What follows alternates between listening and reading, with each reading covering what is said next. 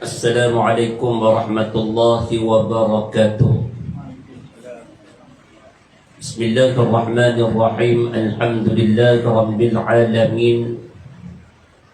Wassalatu wassalamu ala ashrafil anbiya'i wal mursalin wa ala alihi wa ashabihi wa man bida'watihi ila yaumiddin. أشهد أن لا إله إلا الله ونشهد أن محمدا عبده ورسوله. اللهم صل على سيدنا وحبيبنا وشفيعنا وقرة أعيننا محمد المصطفى صلى الله عليه وسلم. اللهم أصلح أمة محمد صلى الله عليه وسلم وفرج أمة محمد صلى الله عليه وسلم وارحم أمة محمد صلى الله عليه وسلم فإن خير الكلام كلام الله وخير الهدى هدى محمد صلى الله عليه وسلم وشر أمور محدثاتها وكل محدثة بدعة وكل بدعة ضلالة وكل ضلالة في النار. وأما بعد فقد قال الله عز وجل في القرآن الكريم بعد أعوذ بالله من الشيطان الرجيم بسم الله الرحمن الرحيم إنا عرضنا الأمانة على السماوات والأرض والجبال فأبين أن يحملنها وأشفقن منها وحملها الإنسان إنه كان ظلوما جهولا. صدق الله العظيم. قال مصنف رحمه الله تعالى ونفعنا بعلومه في الدارين آمين إلى أن قال. Hadis muqaddimah kita, hadis yang ke-26, berkisarkan tentang kitab 50 hadis pilihan siri yang kedua yang disusun oleh Allahyarham Dr. Ahmad Majdi bin Yusuf. Seperti mana tuan-tuan pernah mengenali akan batang tubuhnya dengan keilmuan yang ada kepadanya, dengan kebaikan dirinya insya-Allah serta akhlaknya, maka pada malam ini kita berbincang daripada hadis yang pernah disusun oleh beliau ketika mana hidupnya di atas muka bumi Allah Subhanahu wa taala di surau Puspakum di Teluk Kumbak ini insya-Allah. Nah, hadis yang ke-26. Muqaddimah kita ambil satu hadis insya-Allah. Nah, tambah-tambah berkat hujan ni. Nah, hujan itu ialah keberkatan. Nah, kita memerlukan air, maka Allah turun al-ghais. Ghais ni hujan. Hujan yang Allah turunkan bersama-samanya barakah keberkatan Allah Subhanahu wa taala. Tapi manusia dia biasalah bila hujan dia kata hujan apa tak henti-henti no.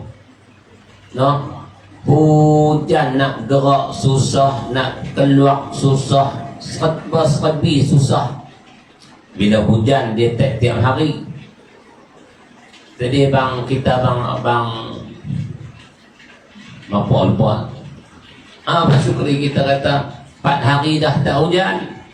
Lah lama-lama tak hujan pun tamak tak hujan no. Kita passion kita jenis tu no.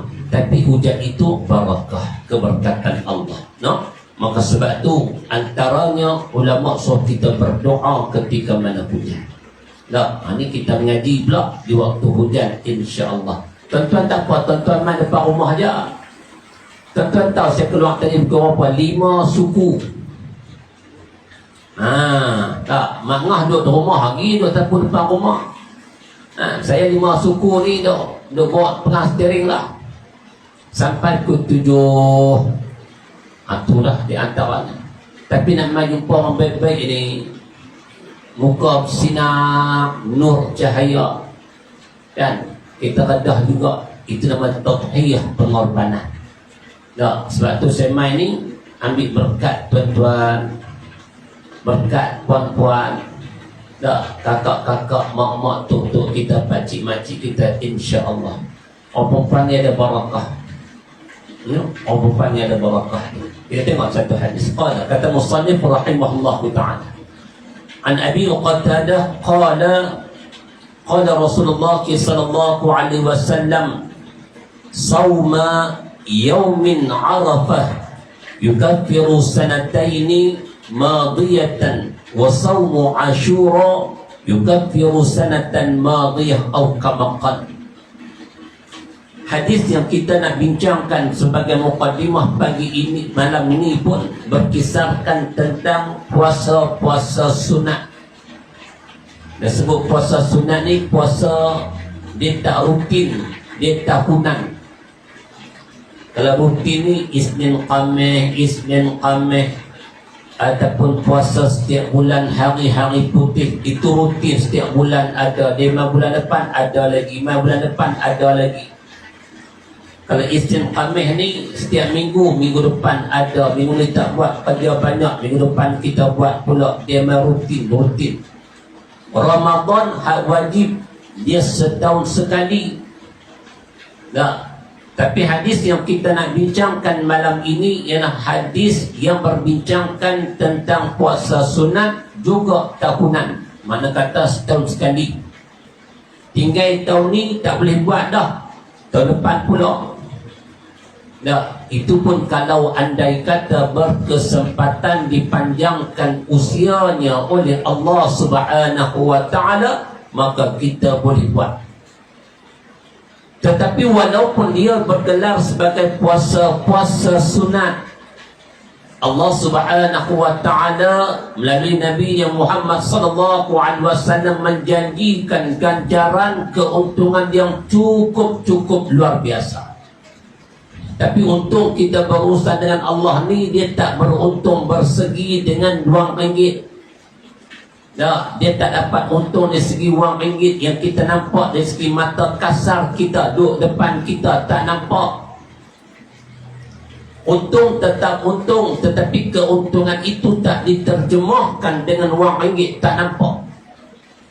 Dia tak diterjemahkan dengan ketulan-ketulan emas, ketulan-ketulan perak, dia juga tak nampak. Sebab tu Allah hijabkan, Allah tutup kepada kita. Kalaulah Allah bagi nampak, tuan-tuan muslimin muslimat yang dirahmati Allah, satu kampung matahari naik ni penuh surau, jenah fikir pengusi dan ahli datang kuasa. Abang syukri kita pun jenah fikir, tuan-tuan nak buat teh tarik berapa jam. Sebab teh tarik hanya diminum hari Jumaat, minggu pertama dan kedua, tak betul itu. Hari lain buat teh O je. Sebab saya suka teh tarik, nak kena buat teh tarik. Tapi lama dah tak makan nasi talam. Tunggu Ramadan pula. Ramadan pun dia sekali je. Allah Ta'ala a'lam, insyaAllah. Itu kita tak barakah. Saya minta, saya guna barakah tentu keberkatan tuan-tuan, puan-puan, tuan-tuan ambil berkat apa yang kita belajar. Itu berkat kita berkongsi insya-Allah. Teman-teman hak makcik-makcik kita, tuk-tuk kita, hak dah lanjut usia tu, tuan-tuan tu berkat tu baru kita tak main, kalau dia main lagi berkat. Sihat lagi, alhamdulillah, insya-Allah, mudah-mudahan tuan-tuan. Kata musannif rahimahullahu taala daripada Abu Qatadah radhiyallahu anhu, kata dia dalam bersabdanya Nabi sallallahu alaihi wasallam, Nabi sebut atau nama hadis benda yang telah pun disebut oleh Rasulullah. Hak Nabi sebut tu menjadi masdar, hak kita sebut tak jadi apa. Kadang-kadang kita sebut tak terpakai pun. Nak terpakai macam mana tuan-tuan, cakap ikut suka dia, tak ada filter apa pun. Macam saya kata selalu, kadang-kadang cakap dulu baru fikir. Aku cakap tadi tak kena. Aku cakap dia tak betul.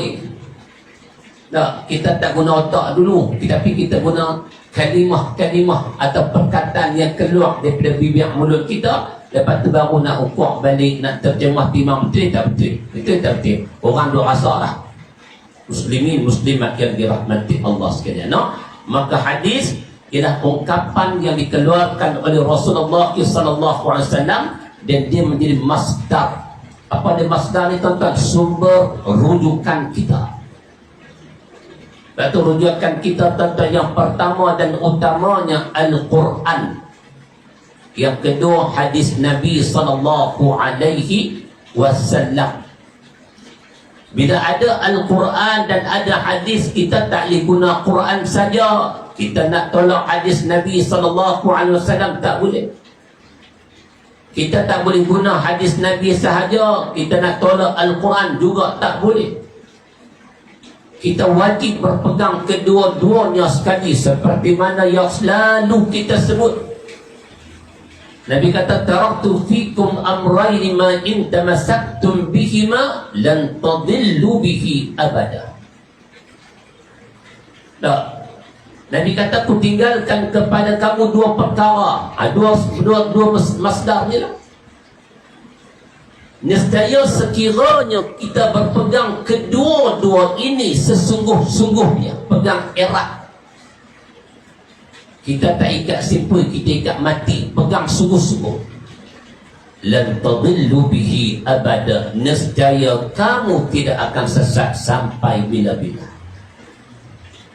Al-Quran, hadis Nabi sallallahu alaihi wasallam, pegang ni.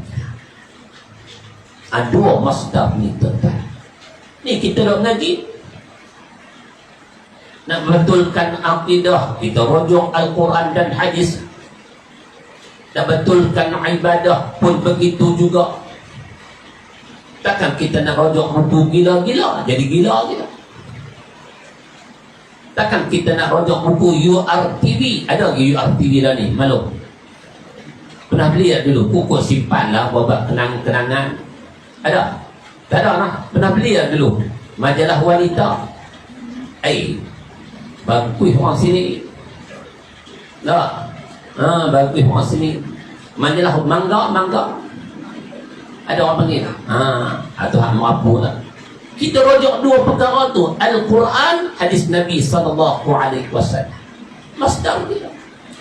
Kata Nabi sallallahu alaihi wasallam, kata baginda Nabi sallallahu alaihi wasallam, saumu yaumi arafah yukaffiru sanataini madiyatan. Pertama kata Rasulullah SAW, orang yang berpuasa pada hari Arafah, Zulhijjah. Orang punya Arafah tuan-tuan, mereka duduk ni, labbaik Allahumma labbaik, labbaik la syarika laka labbaik, innal hamda wan ni'mata laka wal mulk la syarika lak.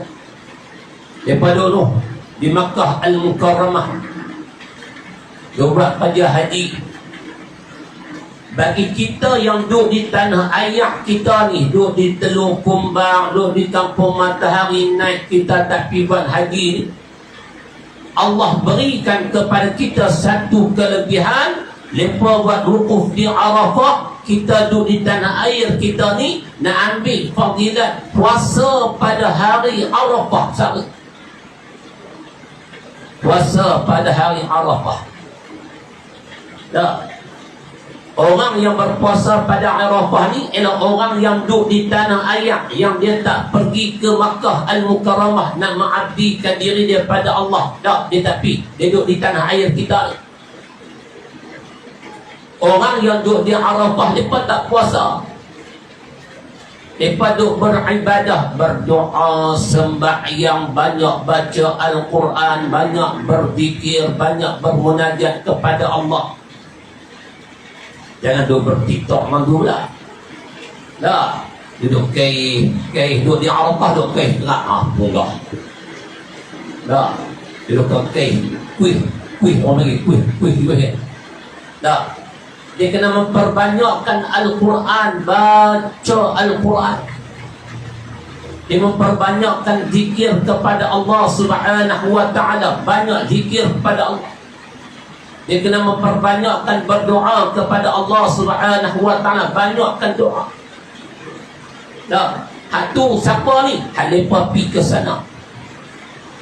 Hak mereka buat ibadah, hamba diri pada Allah di sana. Adapun kepada kita yang belum lagi pergi ke sana ataupun tak berkesempatan tidak berkesempatan tahun tu, maka Allah berikan satu ibadah, iaitu apa? Berpuasa Bukan 10 saja lah, berpuasa pada Arafah. Apa kelebihan dia? Kata Nabi SAW, sauma yaumi arafatan yukaffiru sanataini madiyatan. Orang yang berpuasa, kata Nabi, pada hari Arafah, maka kata Nabi, mengkifaratkan dosanya 2 tahun yang telah lalu. 2 tahun. Tahun ni tuan-tuan 2025, Allah delete semua dosa kita, yang kita sedar dan juga yang kita tak sedar. Tahun 2024 Allah padam habis-habis. Tak. Jangan duk kata saya tak ada dosa. Tak. Kadang-kadang orang kata saya kan buat apa pun tak ada dosa saya. Kawan orang pun tak, telefon pun tak ada. Tuan-tuan, kadang-kadangnya kita buat dosa yang sedang ataupun kita buat dosa yang tak sedang. Yang sedang tak apalah tuan-tuan, yang tak sedang tu. Kadang-kadang kita buat dosa yang besar, kadang-kadang kita buat dosa-dosa kecil. Sebab tu kadang-kadangnya tuan-tuan kita kena mengaji dosa-dosa besar. Disebut dalam bahasa Arab Al-Kabair, himpunan dosa-dosa besar. Kenapa kena mengaji kitab dosa-dosa besar? Sebab sekiranya kita tidak tahu perkara itu termasuk di antara dosa-dosa besar, berkemungkinan kita buat dosa-dosa besar dalam keadaan kita tak sedar. Kita duk ingat tak apa, tapi tak boleh. Ada tahu benda dosa pun duk buat, tambah benda tak tahu kita tu benda tu dosa. Tak semayang tuan-tuan, dosa tak? Tahu dosa, tapi ramai yang tak semayang. Tak tutup aurat. Kalau orang perempuan ni muslimin muslimat yang dirahmati Allah, pakai tudung kena elok. Tak. Dia tahu tuan-tuan tak pakai tudung, tak tutup aurat sempurna tu berdosa, tapi cambah doguai ya kepala. Takat doguai satu hari tuan-tuan, warna-warni pula. Tengok rambut dia sat-sat mai perang, sat-sat mai kelabu. Tak, mai musim kaya tuan-tuan, warna baju, warna rambut sama. Dia buat satu shoot tuan-tuan, rambut warna tu, baju warna tu, kasut warna sama, beg tangan sama. Oi, orang jaga. Tak, hadiah jaga macam tu lah. Mana tempat dia tu? Tak ada, tak ada. Saya tahu sini tak ada. Tempat lain Afrika. Tak, ni kata Nabi, sanataini madiyah. 2 tahun dosa kita Allah hapuskan tuan-tuan. Nak cari apa? Kelebihan apa lagi tuan-tuan ya Allah bagi tuan-tuan? Nak tak syukur macam mana lagi? Itu untuk apa? Puasa hari Arafah. Dia bukan dibuat tiap-tiap minggu, dia bukan dibuat tiap-tiap bulan, tak boleh. Setahun sekali sahaja tuan-tuan sekalian. Tapi sunat.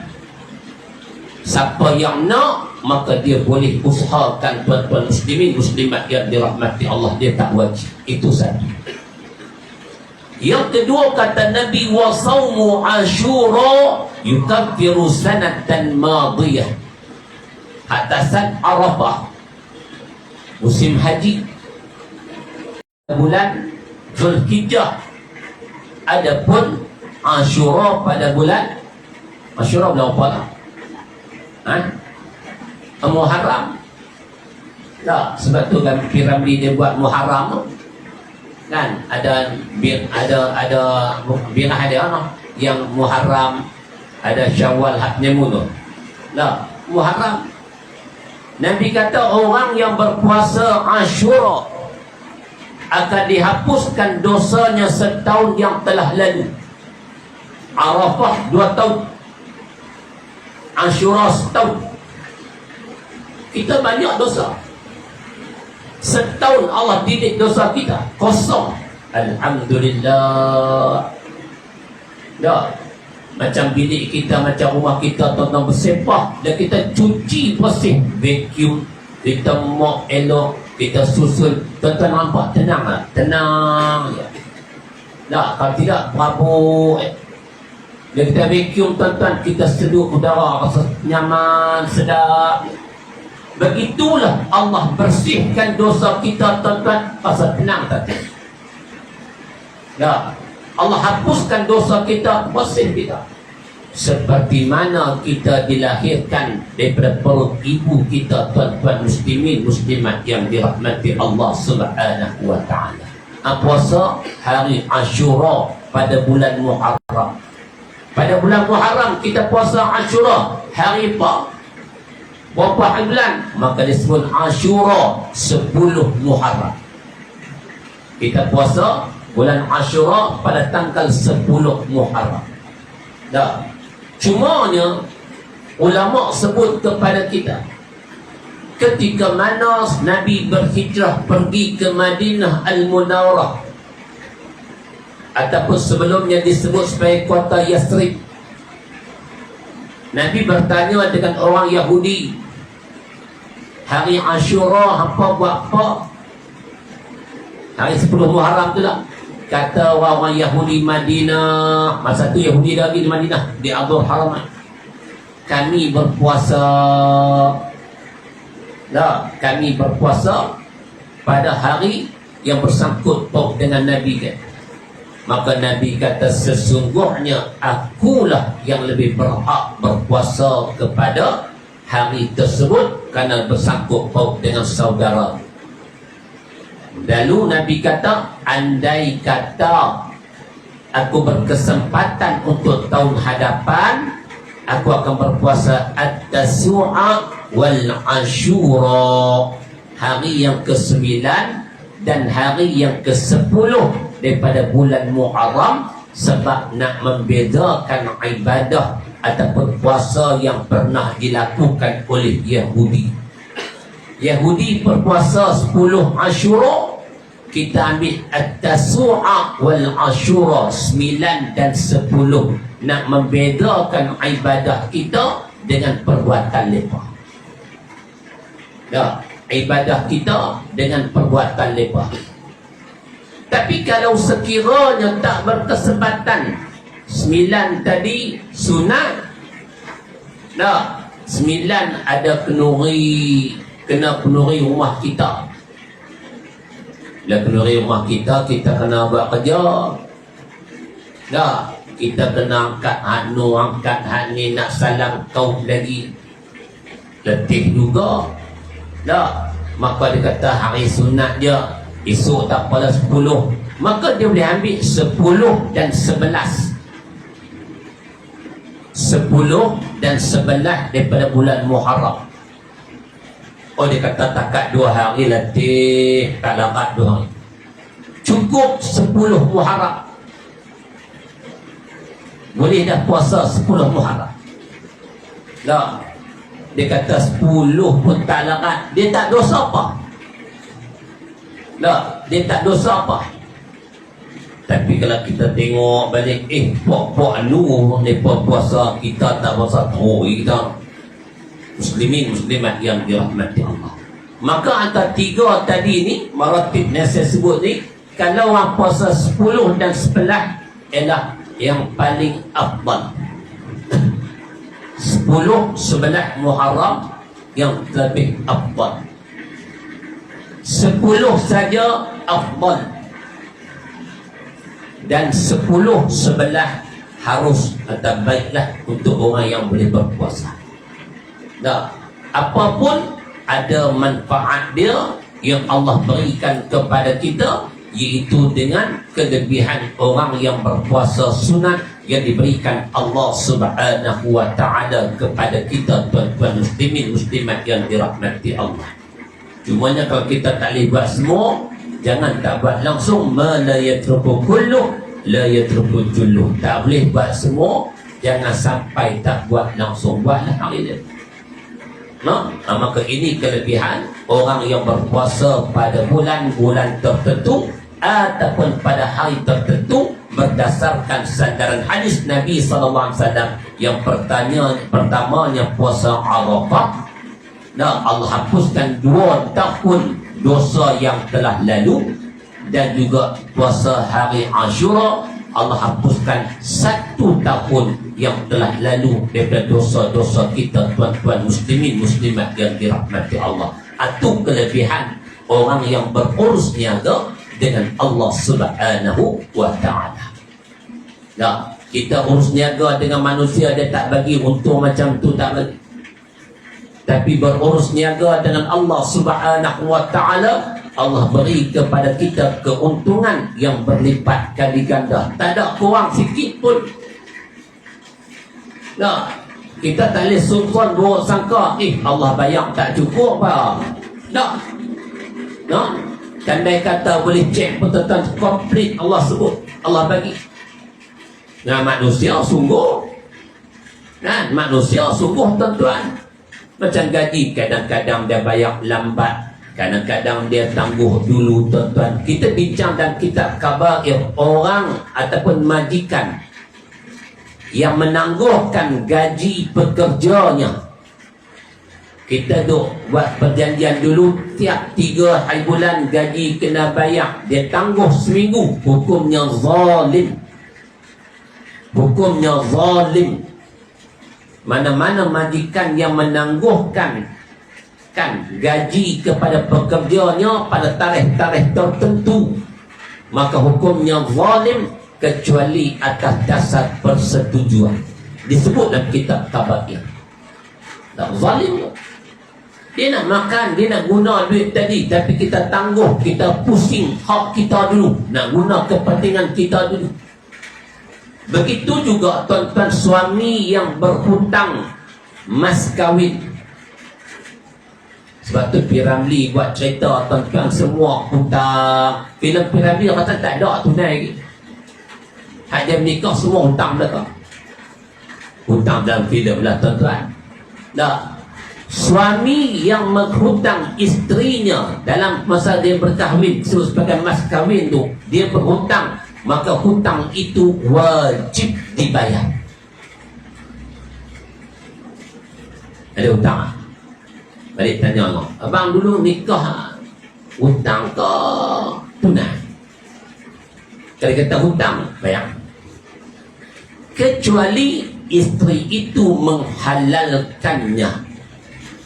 Disebut dalam kitab Kabair oleh Imam Hafiz Az-Zahabi rahimahullahu ta'ala. Dah, Allah dia kata masa dulu 36 ringgit suku pun hang nak kutip balik. Aku beli kat hang macam-macam tu. Tengok kat tengkok, nak angkat tengkok pun tak dapat. Hak tu bab lain. Hak kat tengkok, hak kat tangan, hak kat kaki pun